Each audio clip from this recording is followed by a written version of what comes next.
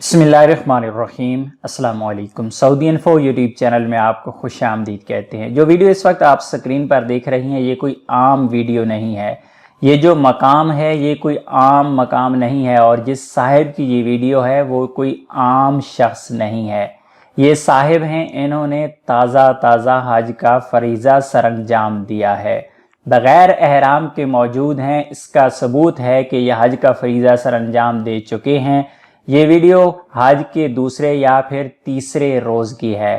कंकरियां मारते हुए जमेरात को, कंकरियां मारते हुए शैतान को, कंकरियां मारते हुए लोग नज़र आ रहे हैं, और इस साहिब ने उससे ज़्यादा, कंकरियां मारने से ज़्यादा अहमियत दी अपने मोबाइल कैमरा को, और उससे भी बढ़कर यहाँ पर किसी भी किस्म का अदब एहतराम का लिहाज रखते हुए दीवार के ऊपर चढ़ते हैं, और सिर्फ चंद तस्वीर लेने के लिए या फिर एक वीडियो क्लिप बनाने के लिए ये इस दीवार के ऊपर चढ़े, और नीचे मौजूद तमाम हुज्जाजे कराम जो अपना हज का रुकन अदा कर रहे थे उनको अपने मोबाइल में कैप्चर किया, और फिर फखरिया अंदाज में ये साहिब नीचे उतर आए।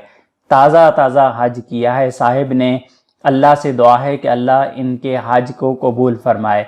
लेकिन सोशल मीडिया का नशा इस हद तक चढ़ चुका है कि लोग कहीं भी बाज नहीं आते।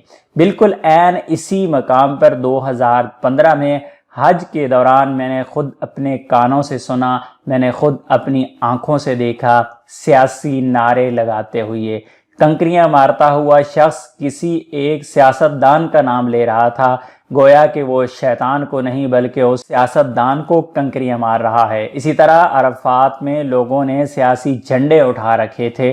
तो जब इखलाकियात इस हद तक गिर जाएं, अदब व एहतराम का इस तरह पामाल किया जाए, तो वो जो पैसे लगा के इतने लोग हज का फरीज़ा सरअंजाम देने जाते हैं, 10 लाख 9 लाख या फिर दूसरे ममालिक से भी जितने लोग हज अदा करने के लिए आते हैं, इतनी ज़्यादा अमाउंट अगर उन्होंने पे करनी है, और फिर सिर्फ एक सेल्फी के लिए, एक वीडियो के लिए या फिर एक सियासी नारे के लिए, तो उससे बेहतर है किसी के गरीब को दे दें, उसी का भला हो जाए। बेशक लाखों में कोई एक ही होता है, लेकिन इखलाकी तौर पर इस तरह की हरकत जिसकी वजह से तमाम मुसलमानान इस्लाम इस वक्त गम व गुस्से का इजहार कर रहे हैं। तो अल्लाह रब्बुल इज़्ज़त से दुआ है कि अल्लाह हमें सही मानों में हरमैन शरीफैन और जितनी भी इबादत हैं उनका तक़द्दुस बहाल रखने की तौफीक अता फरमाए। अपनी दुआ में याद रखिएगा। अस्सलामु अलैकुम।